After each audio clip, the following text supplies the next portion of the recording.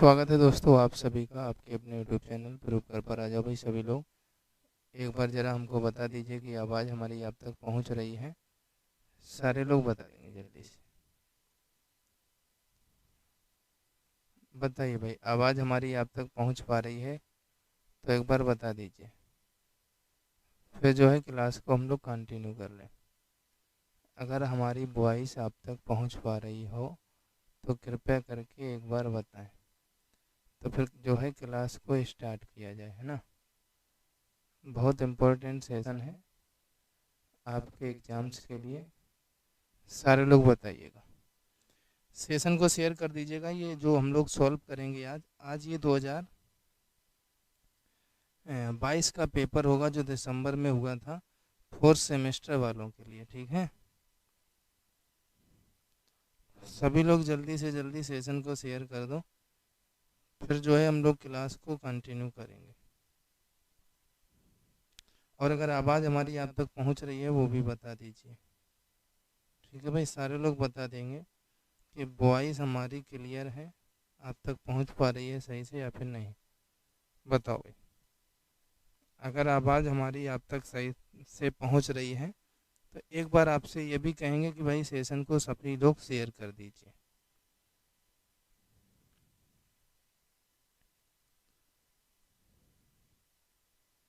जल्दी से जल्दी सारे लोग सेशन को शेयर करेंगे, फिर जो है पूरा पेपर हम लोग सॉल्व करेंगे, है ना। बहुत सिंपल सा सवाल होगा। सभी लोग बताइए रिजल्ट किस किस का निकल आया। बताओ किसी का निकला अभी तक, फिर क्वेश्चन पे चलेंगे डायरेक्ट। 2 मिनट थोड़ा बात करते हैं तो बहुत ही अच्छा रहेगा, है ना। इसलिए सारे लोग जल्दी से सेशन को शेयर कर दो। कर दो भाई।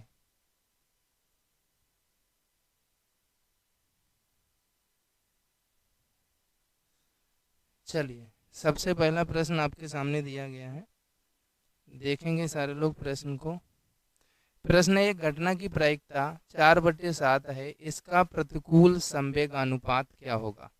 चलो भाई बताओ, प्रतिकूल संवेगानुपात क्या होगा इसका सारे लोग बता दीजिए।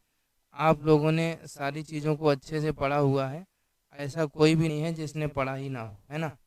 सभी लोगों ने अच्छे से सारी चीज़ों को पढ़ा हुआ है, तो हर कोई बता भी पाएगा, किसी को कोई दिक्कत नहीं होगी। मेरा नहीं आया, सभी का आ जाएगा, आराम से चेक करना, ठीक है। आज शाम के बाद सभी लोग चेक करना, सभी का आएगा, किसी को कोई दिक्कत नहीं होगी, ठीक है दोस्त, है ना। किसी को भी कोई दिक्कत परेशानी नहीं होगी, आराम से शाम के बाद में सभी लोग चेक करिएगा। चलिए हम अब क्लास को करते हैं स्टार्ट, ज़्यादा बातें करनी नहीं है, सीधा क्लास पे आएंगे, ठीक है भाई। चलो, हाँ, सभी लोग करेंगे, पूरा पेपर सॉल्व करेंगे, बस सिर्फ और सिर्फ पेपर को ही सॉल्व करना है और कुछ नहीं पढ़ेंगे, और थोड़ा स्पीड से करेंगे। देखो इसका आंसर कितना होगा आपसे पूछा जा रहा है, अनुपात, ठीक है। पहला प्रश्न ये बहुविकल्पी प्रश्न है, तो यहाँ पर देखो प्रतिकूल संवेगानुपात बराबर, अगर हम लोग बात करें प्रतिकूल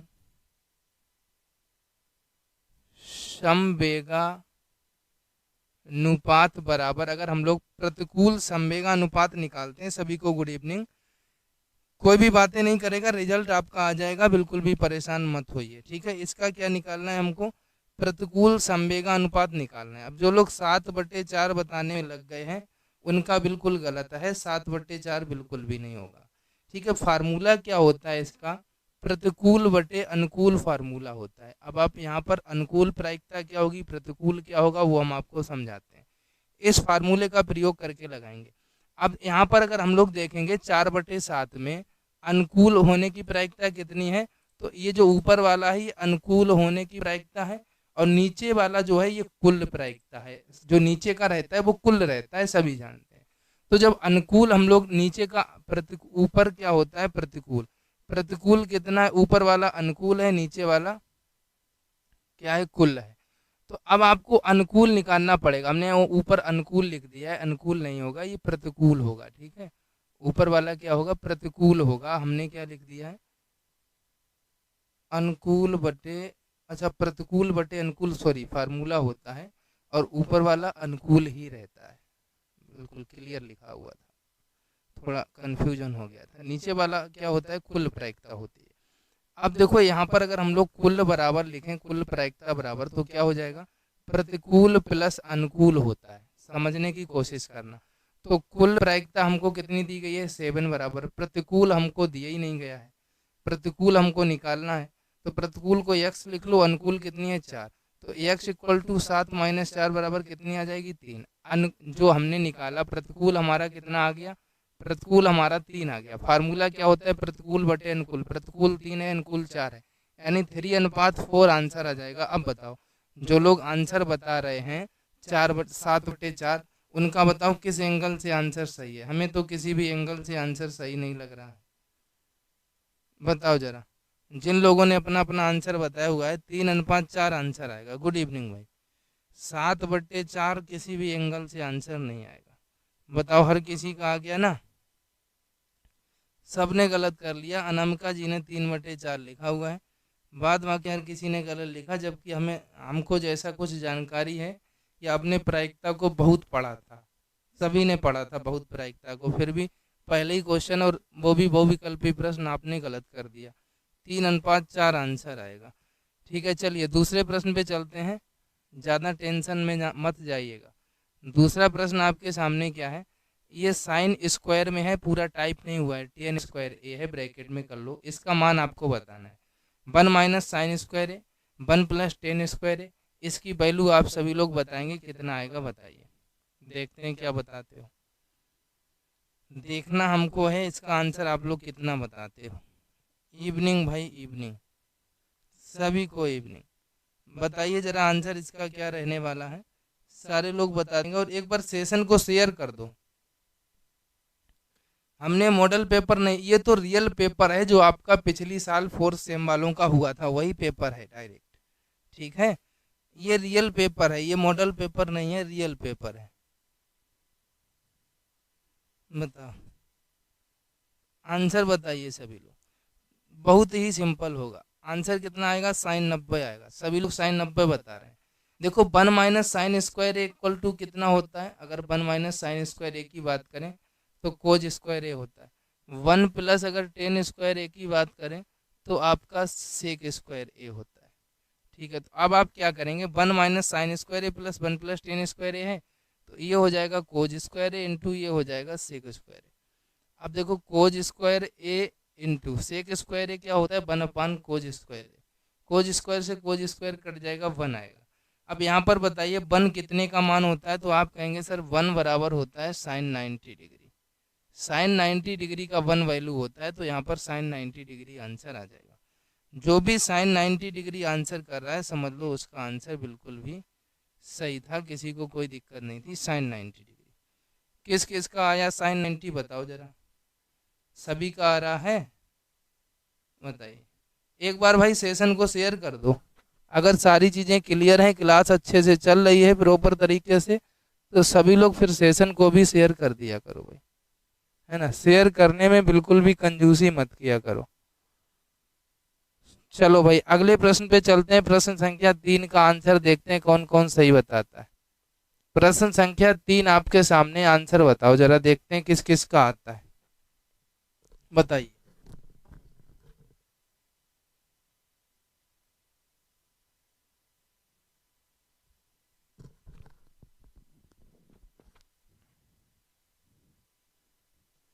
बताओ भाई सारे लोग आंसर बताओ प्रश्न संख्या 3 का, देखते हैं किस किस का आंसर आ रहा है। 3 मीटर, 4 मीटर, 5 मीटर नापों के घनाकार गिफ्ट के पैकेट को पूरा पूरा ढकने के लिए न्यूनतम कपड़े की आवश्यकता क्या होगी। पैकेट है ये, यानी पैकेट अगर कोई चीज का होता है तो आपको ये चीज तो समझ में आती होगी कि अगर किसी चीज का पैकेट है तो उसके लिए आपको क्या निकालना पड़ता है। जैसा कि यहाँ पर पैकेट की ही बात की जा रही है, इसके लिए आपको यहाँ से क्या निकालना पड़ेगा, बताओ बताओ भाई सभी लोग, आंसर निकालो। 94 मीटर स्क्वायर। देखो यहाँ से लंबाई बराबर आपको कितना दिया गया है, 3 मीटर। चौड़ाई बराबर कितना दिया गया है, 4 मीटर। ऊंचाई बराबर कितना दिया गया है, 5 मीटर। तो आप सभी को पता है कि फार्मूला क्या होता है, 2 LB plus BH plus HL, यही तो फार्मूला होता है। बताओ भाई। हाँ, 2 LB plus BH plus HL ही तो होता है। बताओ भाई, कोई दिक्कत हो तो, किसी को भी कोई दिक्कत हो। घनाभ जो होता है उसका फार्मूला क्या होता है, इतना ही तो होता है। अब देखो यहाँ पर 2L कितना है, 3 है, B कितना है, 4 है, प्लस B 4 है, 5 है, प्लस 5 है और 3 है, तो 2 ये 12 20 15, कितना हो जाएगा, 2 × 15 20 35 36 37 10 47, 47 दूना कितना हो जाएगा, 94 वर्ग मीटर आ जाएगा। रिजल्ट तो प्रिया जी आ गया है, रिजल्ट तो आ गया है भाई।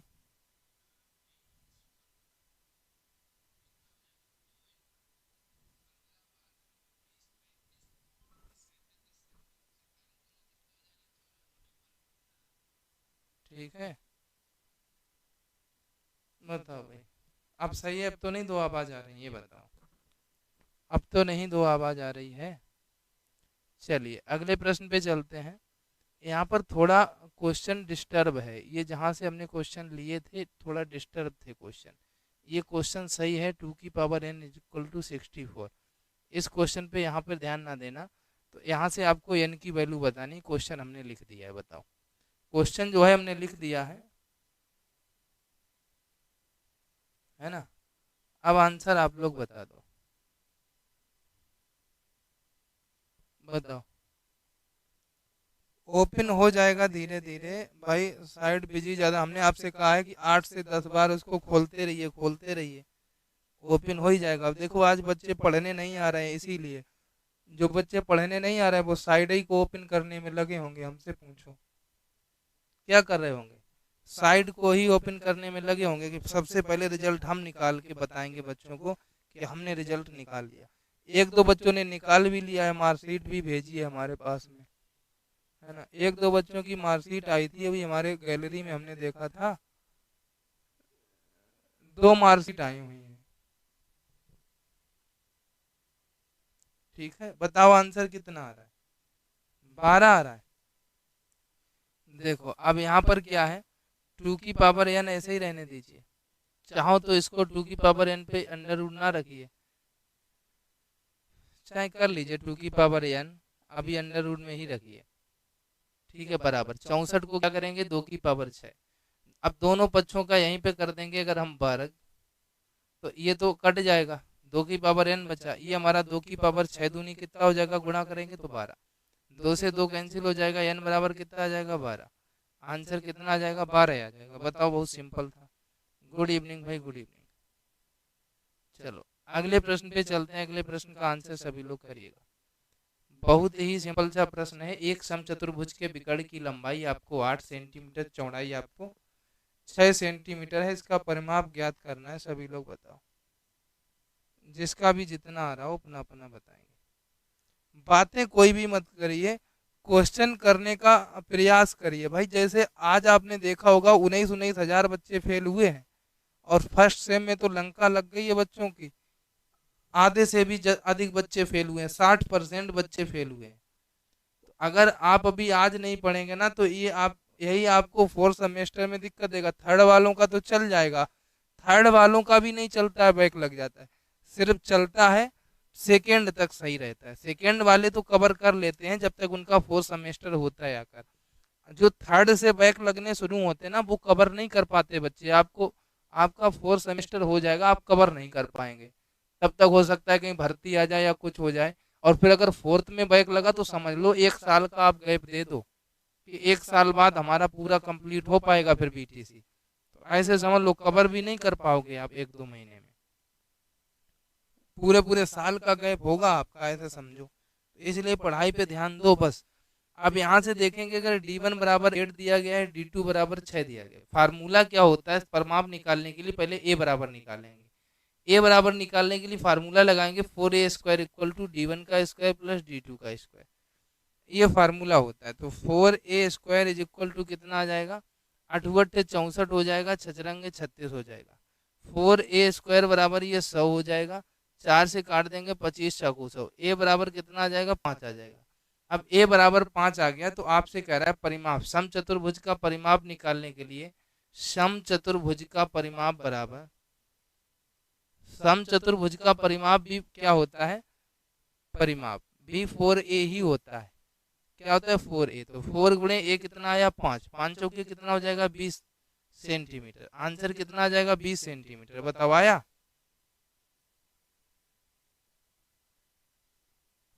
हाँ प्ले लिस्ट बनी हुई है, ठीक है प्ले लिस्ट बनी हुई है, आ गया ना 20। बताओ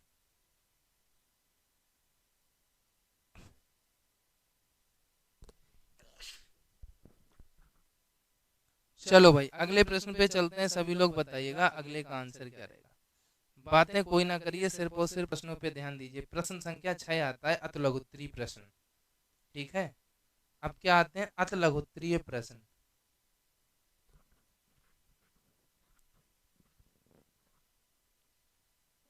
बताओ भाई,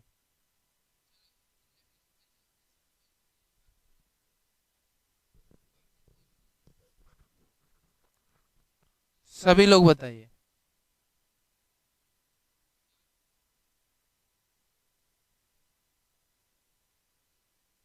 बताओ आंसर क्या आने वाला है। यदि किसी घनाकार गड्ढे का आयतन इतना घन मीटर हो तो उस गड्ढे की गहराई ज्ञात करनी है। आयतन दिया गया है और आपको क्या ज्ञात करनी है, गहराई। गहराई कितनी होगी बताओ।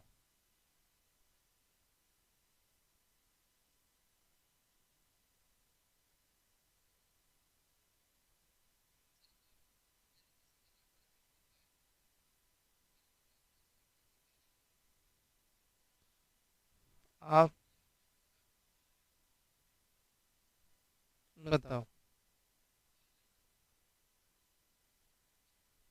तब तक आप लोग इसका आंसर बताओ, तब तक मैं आवाज चेक करूं, थोड़ा आवाज में पता नहीं कहीं गड़बड़ सा हो रहा है, ऐसा हमको लग रहा है ना। ठीक है आप बताइए, अब हो सकता है कि सही आ जाए आवाज, है ना।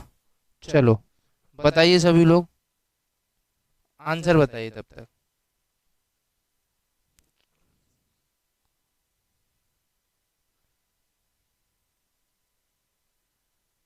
13,824 दिया गया है। यहाँ पर हम क्या करेंगे, 13,824 दो दो का करेंगे, ठीक है। आप लोग इसका क्या निकालना है, घनाकार है, मतलब वर्गमूल नहीं निकालना है, क्या निकालना है, घनाकार है तो घनमूल निकालना पड़ेगा।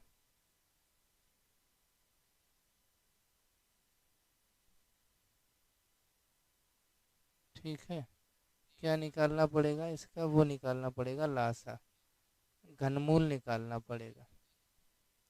13,824 दो से काटिए, दो छंग 12, दूने 18, दो एकन 2, दो दूनी 4, दो तिहाई 6, दो चाकू 8, दो पंचे 10, दो छंग 12, फिर दो से काटिए, 17 दूनी 34, दो दूनी 4, दो अट्ठे 16, फिर दो से काटिए, दो अट्ठे 16, दो छंग 12, दो चौके 8, फिर दो से काटिए, दो चौके 8, दो तिहाई 6, दो दूनी 4, दो से काटिए, दो दूनी 4, दो एकन 2, दो छंग 12, फिर दो से काटेंगे, दो अट्ठे 16, फिर दो से काटेंगे 54, फिर दो से काटेंगे 27, फिर 3 3 आ जाएगा 3 बार, यानी कि 3 3 का जोड़ा बनाओ, 1 2 3, 1 3 का, यानी 2 × 2 × 2 × 3, 24 आ जाएगा, है ना।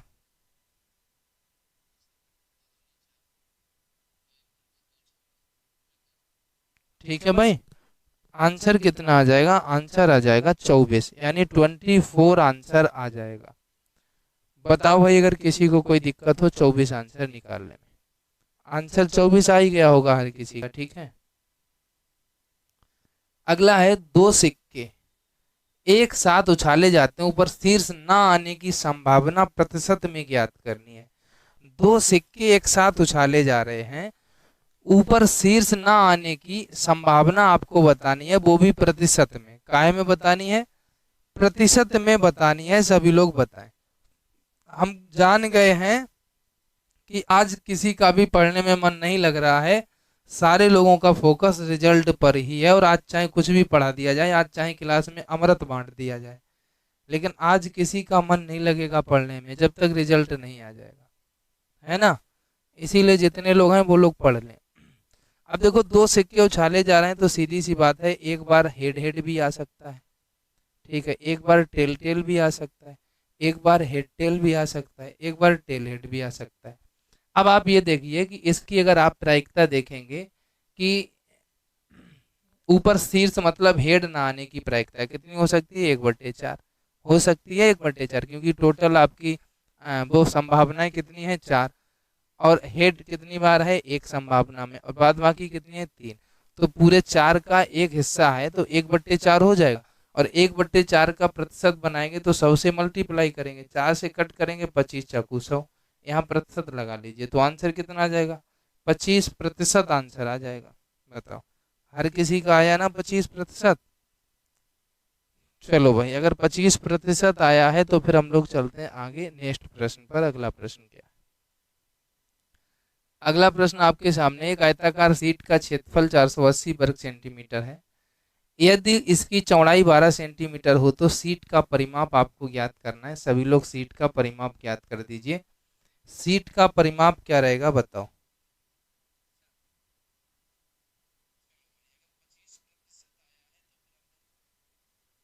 आवाज पता नहीं क्यों सही नहीं आ रही है, अब बाद में ही देखेंगे। अभी अगर मैनेज कर लीजिए, पढ़ लीजिए, फिर बाद में चेक करेंगे इसको।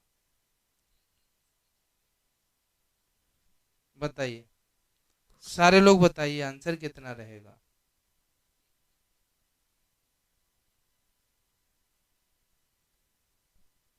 सभी लोग बता दें।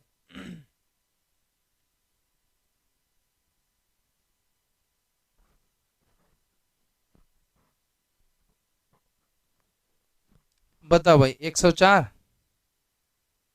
अब देखो यहाँ पर क्या है, आयत का क्षेत्रफल फार्मूला क्या होता है? लंबाई गुणे चौड़ाई। क्षेत्रफल है कितना? 480 बराबर लंबाई ज्ञात करनी है, चौड़ाई 12। 12 से काट दो, 5 चौके 48, एल बराबर कितना आ जाएगा? 40। परिमाप निकालना पड़ेगा। अब आयत का परिमाप क्या होता है? आयत का परिमाप बराबर 2 लंबाई धन चौड़ाई, यानी कि 2 40 प्लस 12, 2 इंटू कितना हो जाएगा? 40, 50 2 52, 52 दूना कितना हो जाएगा? 104 सेंटीमीटर। 104 जिसे इसका आ रहा है वो उनका सही है। देखो, आ तो सभी का रिजल्ट रहा है पर निकल नहीं रहा है साइड इशू की वजह से। ठीक है भाई, आ तो सभी का ही रहा है। चलो अगले प्रश्न पे चलते हैं। अगला प्रश्न क्या है हम लोग देखते हैं। ये पूरा पेपर है 4th सेम का, जो आपसे 4th सेम में आया हुआ था पिछले पेपर। एक वृत्त की परिधि 22 सेंटीमीटर है, इस वृत्त की त्रिज्या ज्ञात करनी है। सभी लोग त्रिज्या ज्ञात कर दीजिए।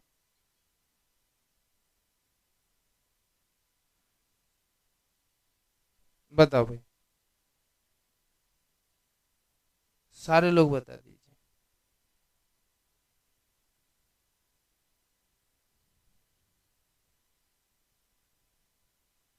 37% के साथ मैं 3rd सेमेस्टर में पास हो गया हूँ आचार्य जी।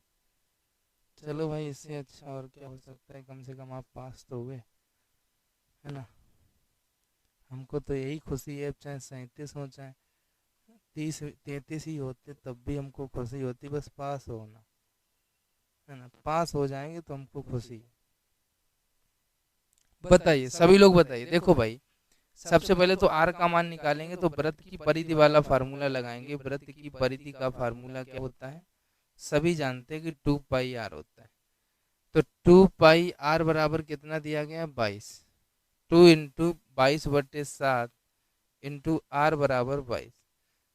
अब देखो 22 से 22 तो कटी 11 22 सेंटीमीटर दी गई, तो 22 से 22 तो कट ही जाएगा, यानी 2r/7 बराबर 1, यानी r बराबर 7/2 आ जाएगा। आ जाएगा ना 7/2। आपसे क्या इस वृत्त की त्रिज्या ज्ञात करनी है, तो भैया 7/2 ही सेंटीमीटर आ जाएगा, यानी 3.5 भी इसको कह सकते हैं, 3.5 सेंटीमीटर भी इसको आप कह सकते हैं। क्या कह सकते हैं, 3.5 भी आप इसको कह सकते हैं। ठीक है, किसी को कोई दिक्कत परेशानी तो नहीं 3.5 आंसर को निकालने में, बताओ एक बार।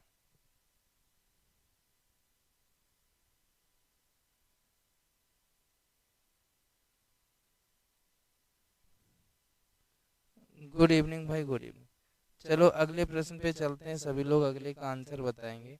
एक शंकु की तिर्यक ऊंचाई 10 सेंटीमीटर और त्रिज्या 6 सेंटीमीटर है, शंकु का आयतन ज्ञात कीजिए। सभी लोग बताओ। एक शंकु की तिर्यक ऊंचाई 10 सेंटीमीटर और त्रिज्या 6 सेंटीमीटर है, शंकु का आयतन ज्ञात कीजिए। अब अभी आपने देखा, जबकि आपके सिलेबस में आयत नहीं है, फिर भी आपने देखा पीछे एक क्वेश्चन आपसे आयत का पूछा गया 4th सेम में, पिछली साल वाले पेपर में जो अभी हुआ थे पेपर, है ना, उसमें फिर भी पूछा गया, जबकि 4th सेम जो 2nd सेम के आपके पेपर हुए थे 4th सेम वालों के साथ में, उसमें ये प्रश्न आया था आयत वाला, और जबकि आपके सिलेबस में 4th सेम में आयत नहीं दिया गया है, क्वेश्चन आपसे पूछा गया। और अगर हम आयत पढ़ाने लग जाएं तो आप में से कई लोग कहेंगे सर आयत तो पूछा नहीं जाएगा, फिर आप काय पढ़ा रहे हैं।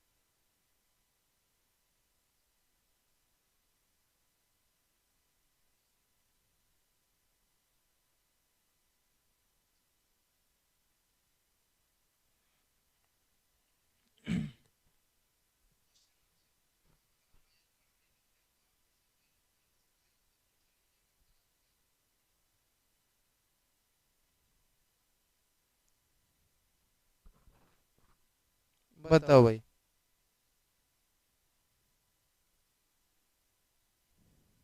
आवाज को आज पता नहीं क्या हुआ है, इसको माइक को डबल आवाज दे रहा है।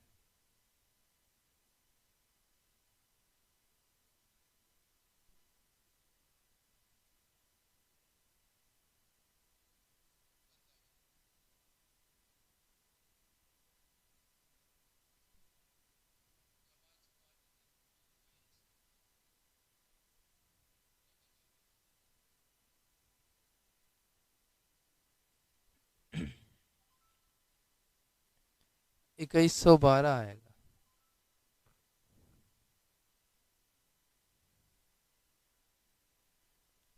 चलो देखते हैं। देखो एक शंकु की तिर्यक ऊंचाई एल बराबर 10 है, आर बराबर 6 है, शंकु का आयतन ज्ञात करने के लिए आपको एच की वैल्यू चाहिए। एच बराबर होता है, पहले तो एल बराबर क्या होता है वो फार्मूला लगाना है, √r² प्लस h²। यहाँ पे कितना होगा, एल बराबर कितना आपको दिया गया है 10। ठीक है, सीधे सीधे डायरेक्टली अगर 10 का स्क्वायर कर दें तो फार्मूला बनेगा r² यानी कि 6 का स्क्वायर प्लस h², इतना बनेगा। ये 100 से 36 माइनस हो जाएगा h²। एच बराबर 64 यानी कि 8 आ जाएगा, h² बराबर 64, एच बराबर 8, पता हो गया। अब शंकु का आयतन का फार्मूला लगा दो, 1/3 पाई r स्क्वायर एच। 1/3 पाई की वैल्यू है 22/7, आर की वैल्यू कितनी है आपके सामने 6, यानी 6 इंटू 6, एच की वैल्यू कितनी है 8। कोई कटे तो काट दो, 3 दूनी 6 कट जाएगा, 22 दूनी 44 हो जाएगा, 44 गुणे 6 अट्ठे 48/7 आएगा। कर दो भाई 44 गुणे 48, 4 अट्ठे 32, 4 चौको 16, 16 3 19, 192। कितना आएगा, 2 9 2 11, 9 1 10 1 11, 1 1 2, 2112/7 आएगा। 2112/7 काट दो, 7 3 21, 0 12 हुआ, 7 7 5 12, 50, 7 7 49, लगभग 301.7 आएगा। लगभग 301.7 आ रहा है, जिसका भी आंसर 301.7 आ रहा है उसका सही आ रहा है। देखो भाई प्रिया जी, लिंक ओपन है लेकिन रिजल्ट नहीं दिख रहा है। हमारे पास थर्ड सेम की मार्कशीट आ गई है, तो कैसे आ गई होगी बताओ? जब मार्कशीट आई है तो कैसे आई होगी, ये बताओ भाई। उसका रिजल्ट आया होगा उस व्यक्ति का, तभी तो थर्ड की मार्कशीट आई होगी।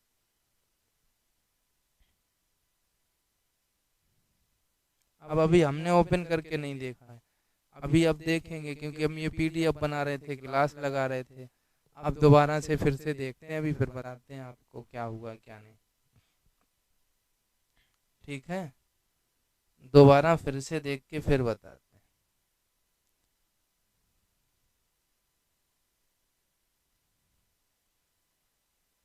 चलो, अगला प्रश्न है, नवीन एक 11 सेंटीमीटर लंबे और 4 सेंटीमीटर चौड़े आयताकार कागज को लंबाई के अनुदिश मोड़कर बेलन बनाता है। बेलन का आयतन ज्ञात कीजिए। अब देखो यहाँ पर 4 सेंटीमीटर चौड़ा, जो यहाँ पर चौड़ाई होगी उसको लंबाई कर दी, ऊंचाई कर दीजिए, ऊंचाई 4 हो जाएगी। जो यहाँ पर लंबाई होगी उसको परिधि कर दीजिए, यानी 2 पाई आर बराबर 11। तो 2 × 22/7 इंटू आर बराबर 11। 11 × 11, 11 दूनी 22, 2 दूनी 4, r/7 बराबर 1 हो जाएगा। आर बराबर 7/4। अब आर की भी वैल्यू पता है, एच की भी वैल्यू पता। बेलन का आयतन होता क्या है, फार्मूला? बेलन का आयतन का फार्मूला होता है πr²h। वैल्यू रख दीजिए। पाई की वैल्यू 22/7 है, आर की वैल्यू 7/4 है। 7/4 गुणे एच की वैल्यू 4। एक 4 से एक 4 कैंसिल, एक 7 से एक 7 कैंसिल, 2 दूनी 4, 11 दूनी 22, 11×7 = 77 हो जाएगा, बट्टे में 2 होगा। काट दीजिए, 2×3=6, एक 7 17 हुआ, 2×8=16, 1 17, 2×5=10, 38.5 आ जाएगा घन सेंटीमीटर। 38.5 जिस जिसका आ रहा है उसका बिल्कुल सही आ रहा है, बताओ। 38.5 जिस जिसका आ रहा है उसका बिल्कुल सही आ रहा है। बताओ किस किसका 38.5 आ रहा है? जिसने भी 38.5 निकाला है उसका आंसर बिल्कुल सही आ रहा है, 38.5 वालों का। चलो भाई अगले प्रश्न पे चलते हैं। अगला प्रश्न क्या है? वह छोटी से छोटी संख्या है ना, प्रकृत संख्या ज्ञात कीजिए जिसे 19 44 99 में घटाने पर भागफल पूर्ण वर्ग हो जाए। अगर इसमें से कौन सी संख्या घटा दें कि जो भागफल आएगा वो पूर्ण वर्ग बन जाएगा, बताओ। जो ये दिया गया, तो कुछ नहीं करना है, इसको क्या करना है, इसका वर्गमूल निकाल लो। 19 44 99 का वर्गमूल निकालेंगे। एक सेकंड रुकना, क्या हुआ भैया मेरे?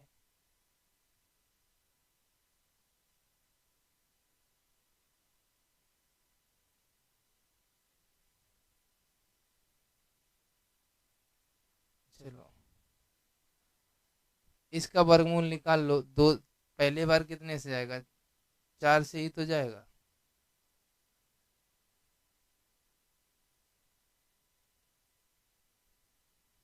निकालो भाई, वर्गमूल सभी लोग निकाल लीजिए। कितने से जाएगा? 4 से। 4 × 4 = 16।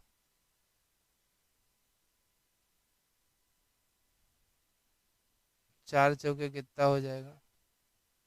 16। कितना बचा? 3 बचा। 4 प्लस करेंगे तो कितना हो जाएगा? 4×4 = 8 हो जाएगा। 44 उतार लेंगे, 84, 8×4 = 32, 320, लगभग 4 बार फिर चला जाएगा। 4×4 = 16, 4×8 = 32, 1 33 चला गया। प्लस 4 कर दो तो कितना हो जाएगा? 800, सॉरी 4×4 = 8, 88 हो जाएगा। कितना बचेगा? 36, 4 40, 8 बचेगा। उतारा कितने का ले लेंगे? 9 9 का। कितनी बार चलेगा? एक बार ही जाएगा, एक बार ही तो जाएगा, 881 हो जाएगा। कितना बचेगा? 8 बचा, एक 18 बचेगा। 441 का वर्ग होगा जब हम 18 घटा देंगे। तो भैया 19 44 99 से 18 माइनस कर दो तो कितना बचेगा? 1 बचेगा, 8 बचेगा, 9 से 8 गया 1, 9 से 1 गया 8, और 1944 पूरा रहेगा। इतना आंसर आ जाएगा। आपके सामने है भाई आंसर। जिसने भी निकाल लिया हो वो लोग बताएं।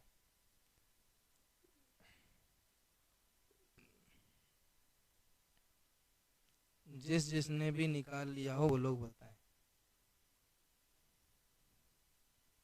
गुड इवनिंग भाई, गुड इवनिंग सभी को, गुड इवनिंग। चलो भाई अगले प्रश्न पे चलते हैं। समीकरण को सॉल्व करना है, सारे लोग सॉल्व कर दीजिए। करिए भाई। 12x² है ये, 12x क्या है, स्क्वायर है। -11x -15 बराबर 0। सभी को इस सवाल को सॉल्व करना है, सभी लोग कर दीजिए सॉल्व। बताइए भाई सभी लोग आंसर।